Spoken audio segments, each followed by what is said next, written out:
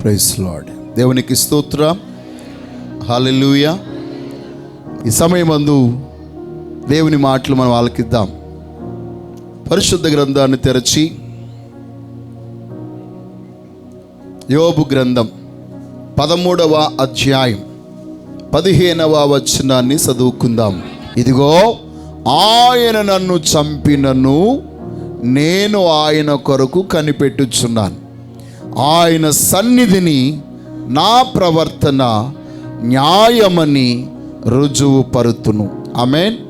మన జీవిత ప్రయాణంలో, మన విశ్వాస ప్రయాణంలో అన్ని సమయాలు సాఫీగా ఉండవు. అన్ని సమయాల్లో కూడా సజావుగా అనుకున్న రీతిగా జరిగిపోవన్నీ. భయంకరమైనటువంటి బాధలు, చీకటి, అంధకారం, భయంకరమైనటువంటి పరిస్థితులు, అన్నీ కోల్పోవడం, సమాధానం లేని ఎన్నో ప్రశ్నలు మన హృదయాన్ని భయంకరముగా వేధిస్తూ ఉంటాయి. ఎన్నో రకాలైనటువంటి ఒడిదుడుకులు మన బ్రతుకులు ఎదురవుతూ ఉంటాయి. ప్రియమైన బిడ్డలారా, ఆ అన్ని పరిస్థితుల్లో కూడా సర్వశక్తిగల దేవుని వైపు మనము కనిపెట్టుకుని ఉండగలగాలి అని అంటే చాలా ప్రాముఖ్యమైనటువంటి విషయం ఏంటంటే, మన బ్రతుకులో కలిగి ఉండవలసింది విశ్వాసం. విశ్వాసం దేవుని మీద గురి నిలిపేటట్లు చేస్తుంది. విశ్వాసం దేవుని మీదే నమ్మిక ఉంచేటట్లుగా చేస్తుంది. విశ్వాసం అంటే ఏంటండి? అదృశ్యమైనవి ఉన్నవనుటకు రుజువు. గమనించండి, ఇప్పుడు మన బ్రతుకులో ఏమీ కనబడట్లేదు, ఏ ఆధారము లేదు.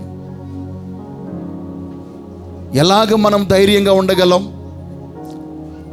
కానీ నీలో సర్వాధికారైన దేవుడు అనుగ్రహించినటువంటి విశ్వాసము గనక ఉంటే, ఆ విశ్వాసం ఆ అదృశ్యమైన దేవుణ్ణే కాదు, దేవుడు నీలో జరిగించే కార్యాన్ని కూడా చూపిస్తాడు. నీ బ్రతుకులో జరగబోయే కార్యాన్ని ఆయన చూపిస్తాడు. దేవునికి స్తోత్రం. ఈరోజు నీ చుట్టూ ఉన్నవారు ఏం చూస్తే చూడని, నీవు మాత్రం నీ బ్రతుకులో జరగబోయే కార్యాన్ని చూడగలుగుదువుగాక. ప్రవాహములాగా నిన్ను అనేకమైన అలజడులు నిన్ను చుట్టుముట్టుకొని, కానీ ఆ సర్వాధికారైన దేవుడు నీకు చూపించేది నువ్వు చూడగలగాలి అని అంటే, నీ విశ్వాసం ఆ శ్రమలపైన, బాధలపైన, ప్రవాహాలపైన, కష్టాలపైన ఇంకా స్థిరముగా నిలిచి ఉండేదిగా ఉండాలి. దేవునికి స్తోత్రం కలుగునుగాక. హల్లెలూయా. ఆ మహిమగల దేవుడు ఏ రోజు మనందరిలోనూ అలాంటి గొప్ప విశ్వాసముతో నింపునుగాక. యాకోబు భక్తుడు కూడా విశ్వాసన గురించి మాట్లాడుతూ యోబును గురించి తెలియజేశాడు. యోబు యొక్క శ్రమలు, యోబు యొక్క సహనం మీరు ఎరుగుదురు కదా. మీ జీవితంలో ఆ విశ్వాసము గనుక మీలో ఉంటే, మీ పక్షంగా కూడా దేవుడు కార్యం చేయడానికి శక్తిమంతుడు అనేటువంటి విషయాన్ని దేవుని యొక్క వాక్యం ద్వారా మనకు దేవుడు తెలియజేస్తున్నాడు. దేవునికి స్తోత్రం. ప్రియమైన బిడ్డలారా, యొక్క కడవరి కాలంలో మనం ఉన్నాం. చివరి దినాల్లో జరిగేటువంటి భయంకరమైన విషయం ఏంటంటే, మనం విశ్వాసములో సన్నగిల్లిపోవడం, విశ్వాసములో భ్రష్టులైపోవడం, విశ్వాసము లేకుండా పోవడం. ఎంతో విశ్వాసాన్ని గురించి మాట్లాడినటువంటి వారు, బోధించినటువంటి వారు, ప్రకటించిన వారు ఆ విశ్వాసాన్ని అనుసరించి నడుచుకోకపోవడం, విశ్వాసాన్ని గురించి మనకి ప్రబోధించి మనను బలపరిచి ప్రభు దగ్గర నడిపించినటువంటి వారు దిగజారిపోయినటువంటి స్థితిని చూసినప్పుడు మనలో విశ్వాసం మనం కోల్పోవడం, ఇలాంటి పరిస్థితులన్నీ ఈ కడవరి కాలంలో ఎక్కువగా ఎదురవుతూ ఉంటాయి.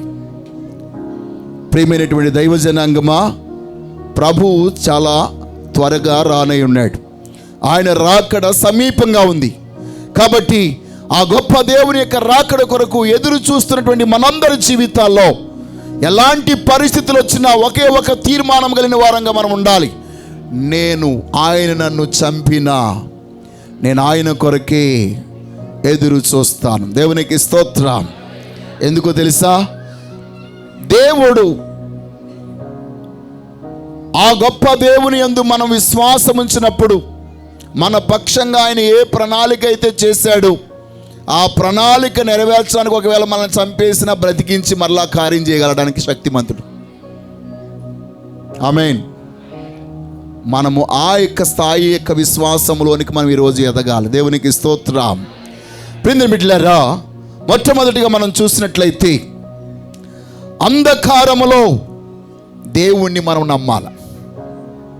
ప్రియమైన బిడ్డలారా, ఈరోజు మనము అంశంలోనికి వద్దాం.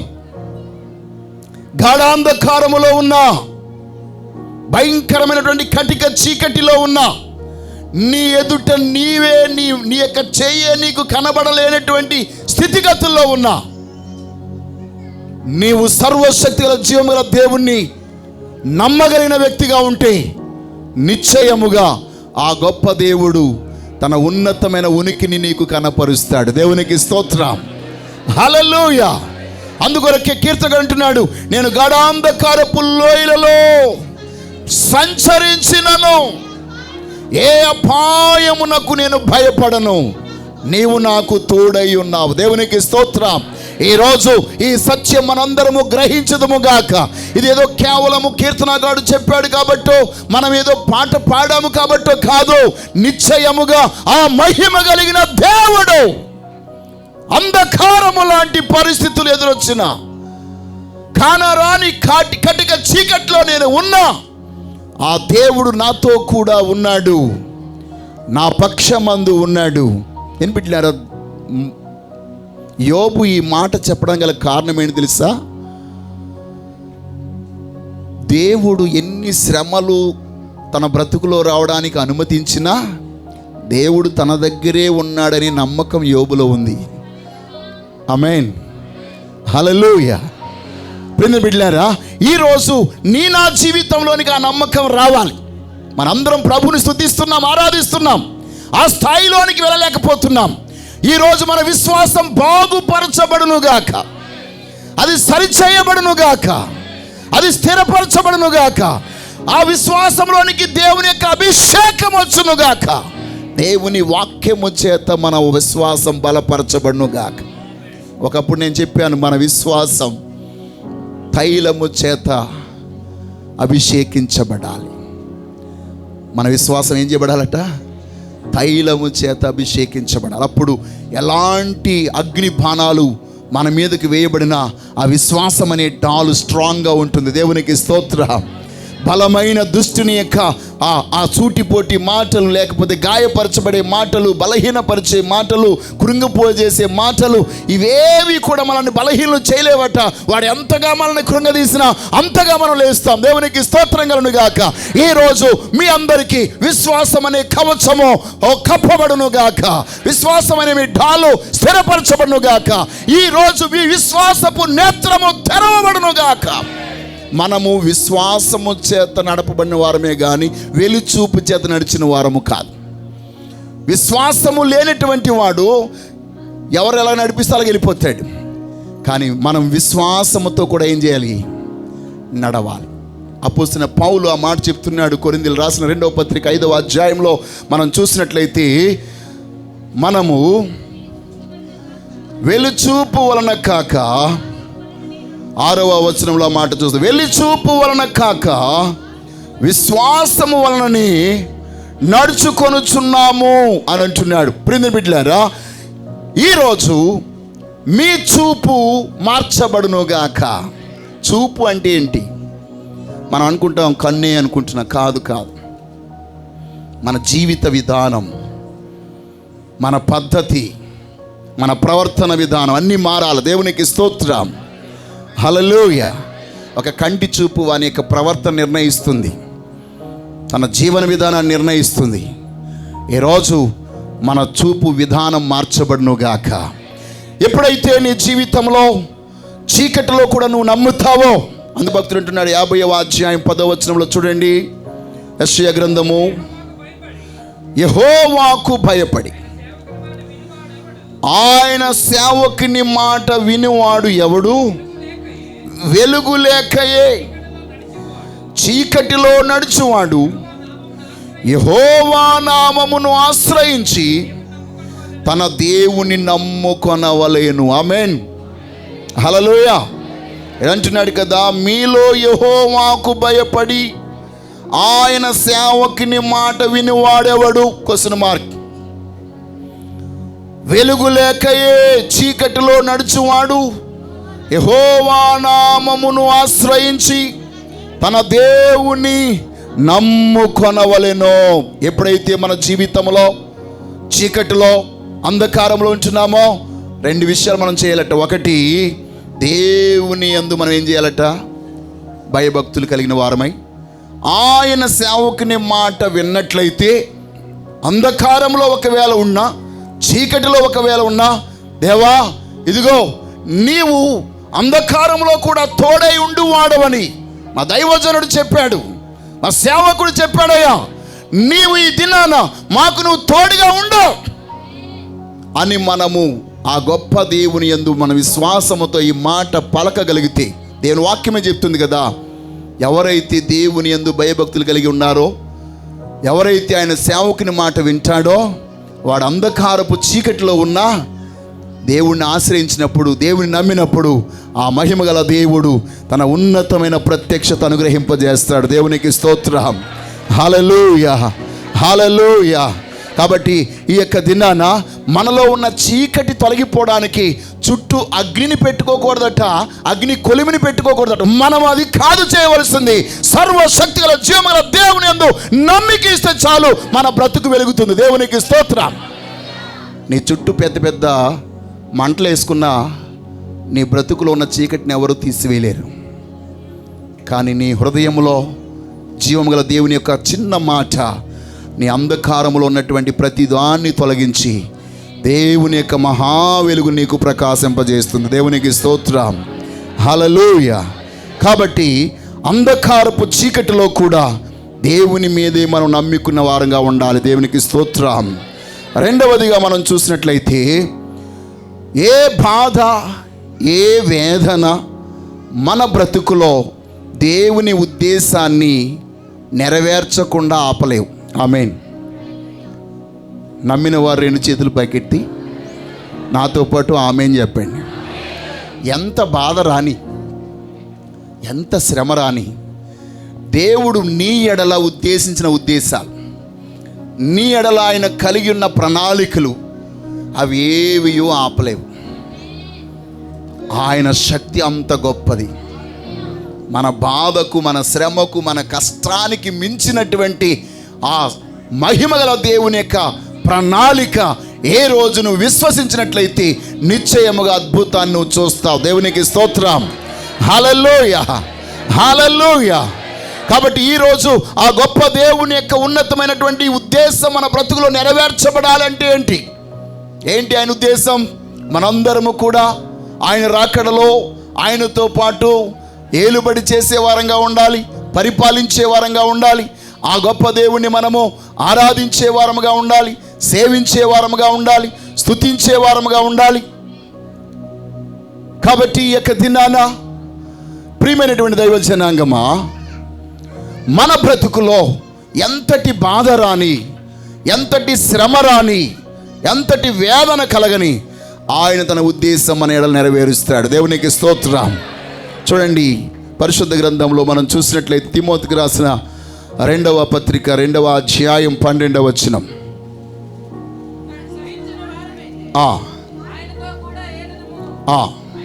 ఆయనను మనలను ఆయన ఎరగనను. చాలండి. రోమీయులు రాసిన పత్రిక 8వ అధ్యాయం 28వ వచనం చదవండి.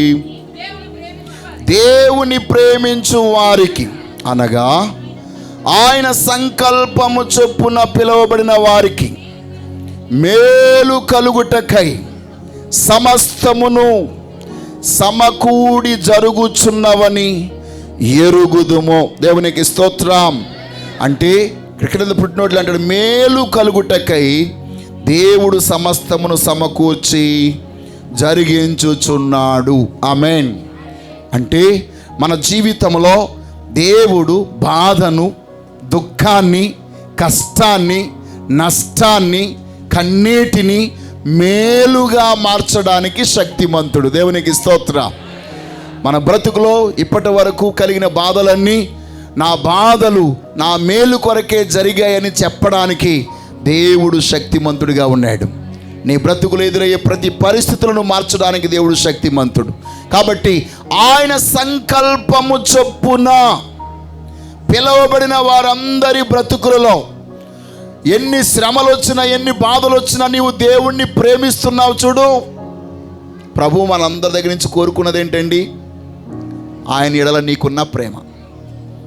ఎవరో మనల్ని తిడితే మీ ప్రియుడి మీద ఉన్న ప్రేమ తగ్గిపోద్దండి. మీకు చంపేస్తానన్నా ప్రేమగా ఉండిపోద్ది. అవునా కదా? చెప్పండి. మాట్లాడరేటండి?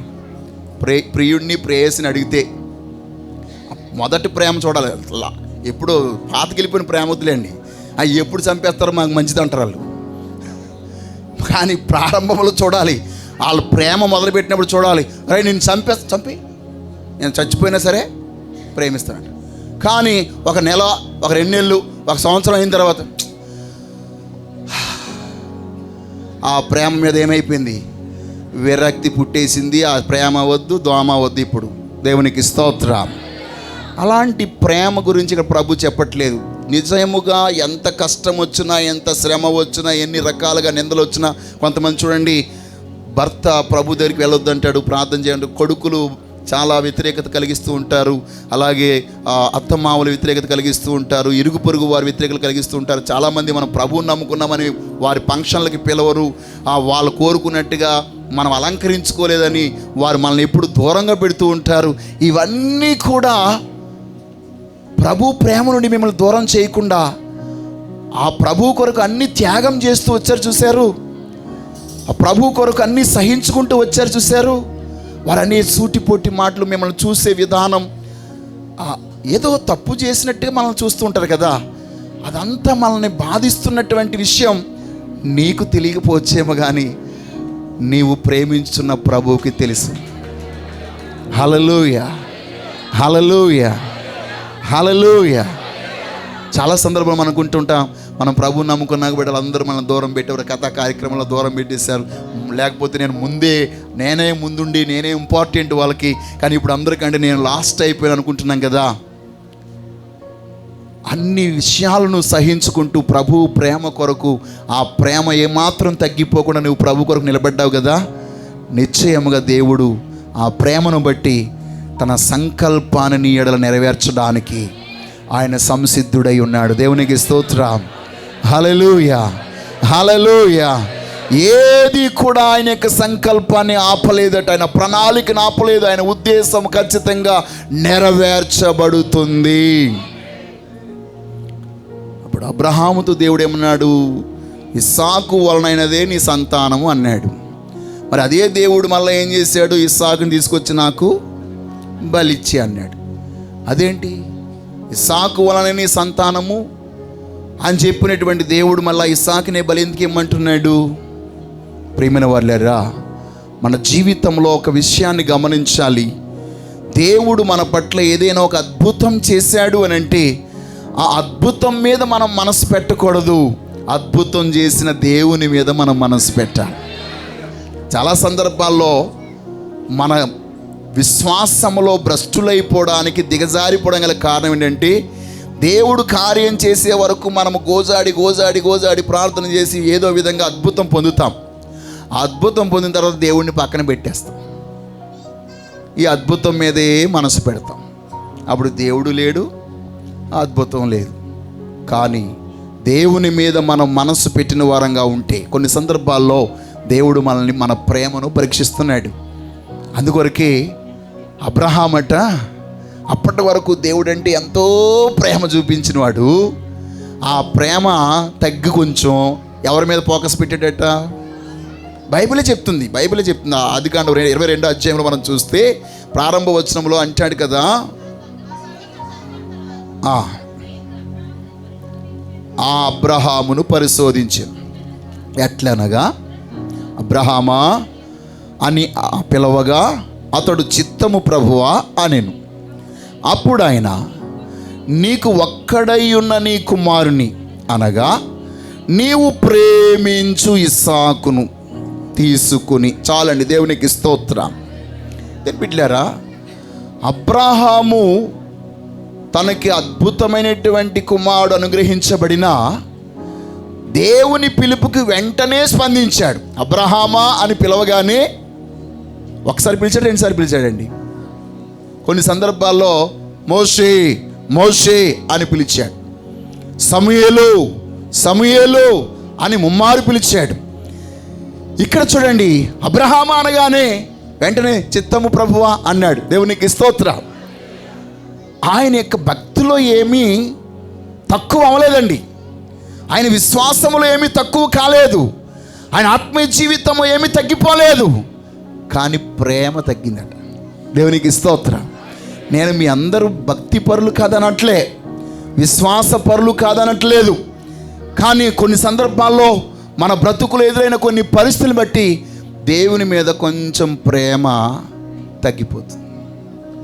అందుకొరకే ప్రకటన గ్రంథంలో కూడా అంటాడు కదా, నీవు మొదటి ప్రేమ. ఇక్కడ ప్రభువుకి ఏ ప్రేమ కావాలట? ఈ ఇస్సాకు లేనప్పుడు అబ్రహాము దేవుణ్ణి ఎలాగ ప్రేమించాడో, ఇస్సాకు ఉన్నప్పుడు కూడా అలాగే ప్రేమించాలని కోరుకుంటున్నాడు ఆయన. దేవునికి స్తోత్రం. స్తోత్రం చెప్పండి అమ్మా. అంటే ఇప్పుడు మీ బ్రతుకులో ఇల్లు లేదు, దేవుడు ఇల్లు ఇచ్చాడు. ఉద్యోగం లేదు, దేవుడు ఉద్యోగం ఇచ్చాడు. పని లేదు, దేవుడు పని ఇచ్చాడు. భర్త లేడు, దేవుడు భర్తనిచ్చాడు. భార్య లేదు, దేవుడు భార్యనిచ్చాడు. ఇచ్చిన తర్వాత కూడా ఆ ప్రేమను నువ్వు దేవుడి మీద చూపిస్తున్నావు కదా, అప్పుడు నీ జీవితంలో కలిగిన ఆశీర్వాదానికి ఏ నష్టం వాటిల్లకుండా దేవుడే కాపాడుతాడు. దేవునికి స్తోత్రం. హల్లెలూయా హల్లెలూయా హల్లెలూయా. కాబట్టి ఏది ఏమైనా, ఎన్ని రకాలైనటువంటి బ్రతుకులో ఎన్ని రకాలైనటువంటి మార్పులు వచ్చినా, ఎంత ఉన్నత స్థితికి వెళ్ళినా, ప్రభువు మీద మనకున్న ప్రేమ ఏమాత్రము తగ్గకుండా ఉండునుగాక. అందుకొరకే పేతురుని ప్రభు అడిగిన ఆ లాస్ట్ మాట అదే, పేతురు నీవు నన్ను వ్యసన పడిపోయినట్టుగా అడిగేశాడట. ఒకసారి కాదు, ముమ్మారు అడిగాడు నువ్వు నన్ను. కాబట్టి ఈరోజు మన యొక్క ప్రేమ అధికముగా ఉన్నప్పుడు ఎలాంటి శ్రమ వచ్చినా, ఎలాంటి బాధ కలిగినా మనం ఆయన కొరకే కనిపెడతాం. దేవునికి స్తోత్రం. హల్లెలూయా. ఏ రోజు మనం ప్రభు కొరకు కనిపెట్టుదముగాక. ఆ గొప్ప దేవుడు ఎట్టి పరిస్థితుల్లో ఎలాగైనా మన పక్షంగా కార్యం చేస్తాడండి. నిశ్చయముగా ఆయన అద్భుతం చేయడానికి శక్తిమంతుడిగా ఉన్నాడు. దేవునికి స్తోత్రం. మూడవదిగా మనం చూసినట్లయితే, ఆయన కొరకు మనం కనిపెట్టుకుని ఉండాలి అని అంటే ఆయన సర్వాధికారమునకు మనము అప్పగించుకోవాలి. దేవునికి స్తోత్రం. we have to submit for his almighty power. ఆయన సర్వశక్తికి మనల్ని మనం అప్పగించుకున్నప్పుడు నిశ్చయముగా మన బ్రతుకులో ఆయన కొరకు కనిపెట్టినప్పుడు అద్భుతం జరుగుతుంది. ఈరోజు నీ జీవితంలో ఏం జరిగినా నీ చిత్తమే ప్రభువా అని మనం పాడుతున్నాం కదా, ఆ పాట ప్రకారంగా మనం చెప్పగలమా, జీవించగలమా? ఏం జరిగినా, ఏం తలంచినా నీ చిత్తమే అంటున్నాం కదా. ఎన్ని తలంచినా, ఏది అడిగినా జరిగేది నీ చిత్తమే ప్రభువా.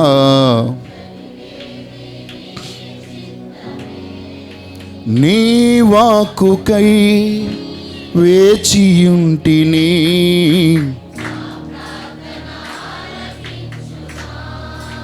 ప్రభువా.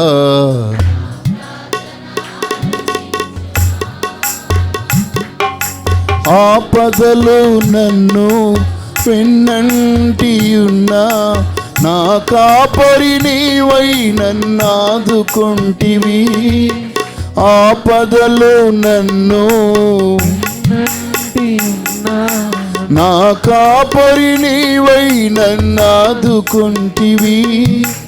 లోకమంతయు నన్ను విడచిన, లోకమంతయు నన్ను విడచిన, నీ నుండి వేరు చేయవు ప్రభువా, నుండి వేరు చేయవు. హల్లెలూయా, హల్లెలూయా.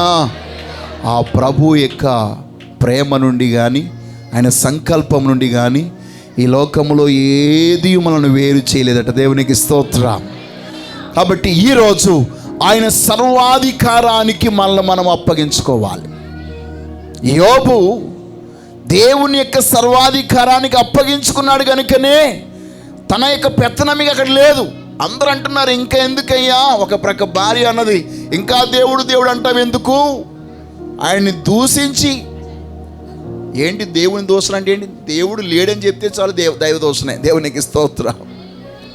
దూషించి చచ్చిపో, నువ్వు లేకపోయినా నేను బ్రతికేస్తాను, ఈ రోగంతో నేను నీకు సేవ చేయలేను, నేను నీకు మంచిని పెట్టి రాలేను, భోజనం పెట్టలేను, నేను తొడవలేను, క్లీన్ చేయలేను, నువ్వు చచ్చిపో. దేవునికి స్తోత్రం. ప్రియమైన బిడ్డలారా, యోబు ఎంత బాధ అనిపించుంటాడు. తనకు కలిగినటువంటి రోగం కంటే ఇంట్లో వారు, చుట్టూ ఉన్న స్నేహితులు, సొంత భార్య, అసలు సాటి అయిన సహాయం కదండి, సాటి అయినా సహాయం కదా. వాళ్ళు ఏదైనా అన్నప్పుడు ఎలా ఉంటుంది? ఇంకా ఎందుకు చచ్చిపోదాం, అయినా చచ్చిపోవట్లేదట మన యోబు గారు. దేవునికి స్తోత్రం. ఇంకా ఎవరి మీద ప్రేమ ఉంది ఆయనకి? అబ్బాయి ఏం ప్రేమ అండి ఆయనకి. నేను ఆ వాక్యాన్ని చాలా విపులీకరంగా మీరు పాయింట్ టు పాయింట్ ఆ వాక్యాన్ని చదివి ధ్యానిస్తే అనిపిస్తుంది, ఎంత చిత్రహింసలు పెట్టినా, ఎన్ని రకాలుగా టార్చర్ పెట్టినా, నీళ్ళు ఇమ్మన్నప్పుడు మొఖం మీద అలా కొట్టినా ఆ ప్రభు మీద ప్రేమ తగ్గలేదు. దేవుడా నువ్వు ఎందుకు నాకు ఇలాంటి దాన్ని కంట కట్టావరా, అసలు నువ్వు ఉన్నావా అనే మాట కూడా అనలేదటండి యోబు గారు. దేవునికి స్తోత్రం. అయినా నేను నీ కొరకే, ఆ యొక్క స్లోగన్ చూడండి, ఆ స్లోగన్ చూడండి, నేను నీ కొరకే కనిపెడతా. దేవునికి స్తోత్రం. మనమైతే ఎప్పుడో టాటా బాయ్ బాయ్ సియు. అసలు ఈ కాలంలో ఎక్కువ సియులు ఎక్కువైపోయాయి. దేవునికి స్తోత్రం. అది టాటా బాయ్ బాయ్ సియు అంటారు కదా, అంటే ఏంటి? సియు అంటే నేను చూస్తాననే కదా. మళ్ళీ చూస్తారండి ఇలా చెప్పిన వాళ్ళు? చూస్తారంటారా? చూడరు కదా, కానీ చూస్తానంటారు. ఏదో ఏం చూస్తారు? నీ జీవితంలో ఏం జరుగుతుందో చూస్తాకి. దేవునికి స్తోత్రం. కానీ మహిమగల దేవుడు తన చల్లని చూపు నీ మీద ఉంచునుగాక. హల్లెలూయా. ఏమి జరిగినా ఆయన చిత్తానికి నువ్వు అప్పగించుకున్నప్పుడు, అందుకొరకే అద్భుతమైన మాట ప్రభు చెప్తున్నాడు 22వ అధ్యాయంలో లూకాసు వార్త 42వ వచనంలో.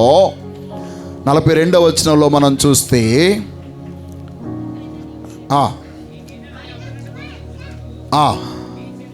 నీ చిత్తమైతే తండ్రి ఈ గిన్నె నా యొద్ద నుండి తొలగించుటకు నీ చిత్తమైతే తొలగించు, అయినను నా ఇష్టము కాదు నీ చిత్తమే సిద్ధించునుగాక అని ప్రార్థించెను. దేవునికి స్తోత్రం. ఎలాగ మనము దేవుని యొక్క సర్వాధికారానికి మనం అప్పగించుకోవాలో ప్రభు మనకి మాదిరించి వెళ్ళాడు. ఏదైనా సరే ఆయన చిత్తానికి మనం అప్పగించుకున్నప్పుడు నిశ్చయముగా ఆయన మన పక్షంగా ఒక గొప్ప కార్యం జరిగిస్తాడు. దేవునికి స్తోత్రం. హల్లెలూయా, హల్లెలూయా. అందువరకు అపోస్తలుడైన పౌలు ఫిలిప్పీలకు రాస్తూ ఫిలిప్పీ సంఘంతో అంటాడు కదా, నేను బంధకాల్లో ఉండుట కొందరికి రక్షణార్థమైనది, నేను శ్రమ అనుభవించుట వారికి సువార్తగా ఉంది. కాబట్టి చూడండి, ఆ మాట ఒకసారి మనం చదువుకుని విందాం. ఫిలిప్పీలు రాసిన పత్రిక 1వ అధ్యాయం 12వ వచనాన్ని. సహోదరులారా, నాకు సంభవించినవి సువార్త మరీ ఎక్కువగా ప్రభులగుటకే సమకూడినని మీరు తెలుసుకొనగోరుచున్నాను. ఎలాగనగా నా బంధకములు క్రీస్తు నిమిత్తమే కలిగినవని ప్రేతోర్యమును సేనాలోని వారికందరికీ తక్కిన వారికందరికీ స్పష్టమాయను. మరియు సహోదరులైన వారిలో ఎక్కువ మంది నా బంధకముల మూలముగా ప్రభువునందు స్థిర విశ్వాసము గలవారై నిర్భయముగా దేవుని వాక్యము బోధించుటకు మరీ విశేష ధైర్యము తెచ్చుకొనిరి. దేవునికి స్తోత్రం. కొందరు అసూయ చేతను, కలహ బుద్ధి చేతను, మరికొందరు మంచి బుద్ధి చేతను క్రీస్తును ప్రకటించుచున్నారు. వారైతే నా బంధకములతో కూడా నాకు శ్రమ తోడు చేయవలనని తలంచుకొని శుద్ధ మనసుతో కాక కక్షతో క్రీస్తును ప్రకటించుచున్నారు. వీరైతే నేను సువార్త పక్షమున వాదించుటకు నియమింపబడి ఉన్నానని ఎరిగి ప్రేమతో ప్రకటించుచున్నారు. దేవునికి స్తోత్రం.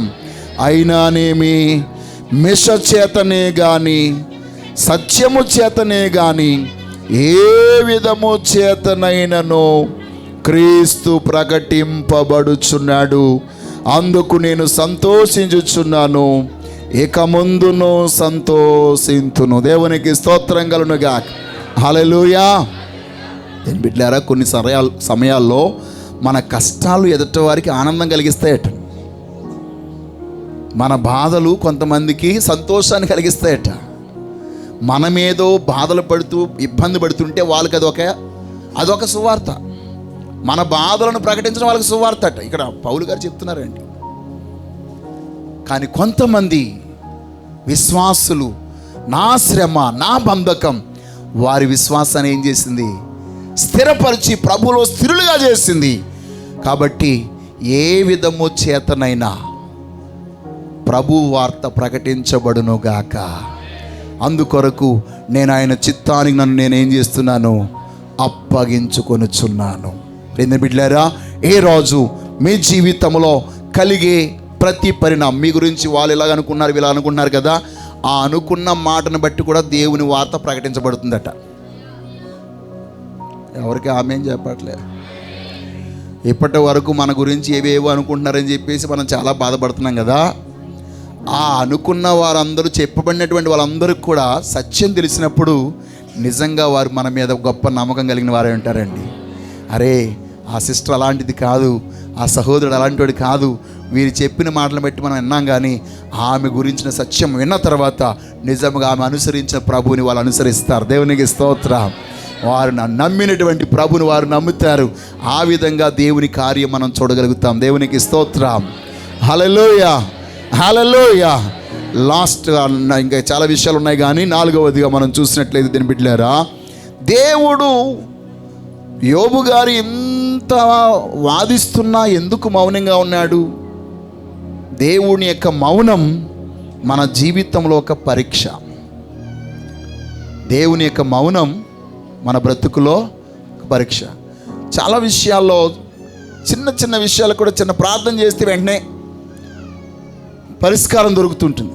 కొన్ని విషయాలకి ఎంత ప్రార్థన చేసినా పరిష్కారం దొరకదు. దేవుడు ఎందుకో మౌనంగా ఉంటాడు. ఎందుకో మన మాట ఆలకించడు. ఎందుకో మన పక్షంగా కార్యం జరిగించడు. మన యొక్క సహనం అలాగా విసిగిపోతూ ఉంటుంది. ఎంతవరకు కనిపెట్టాలి, ఎంతవరకు ఎదురు చూడాలని చెప్పేసి అనుకుంటూ ఉంటాం. కానీ ప్రియ బిడ్డలారా, జీవము గల దేవుడి యొక్క మౌనం మనల్ని పరీక్షించడానికే కానీ మనల్ని పతనం చేయడానికి కాదని మనం ఎరిగి ఉంటే మనం ఆయన కొరకే కనిపెడతాం. దేవునికి స్తోత్రం.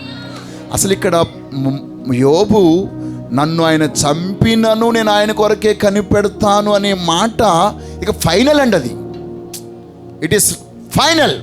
అంటే ఇక చచ్చిపోయిన తర్వాత ఇంకేమీ లేదు కదా, ఎవరు చేయడానికి ఏమీ లేదు. కాబట్టి అందరితో చెప్తున్నాడు ఆయన నా కొరకు ఏం చేస్తే చేయని, ఒకవేళ చంపేసిన ఆయన కొరకే కనిపెడుతున్నానంటే ఇది నా ఫైనల్ డిసిషన్.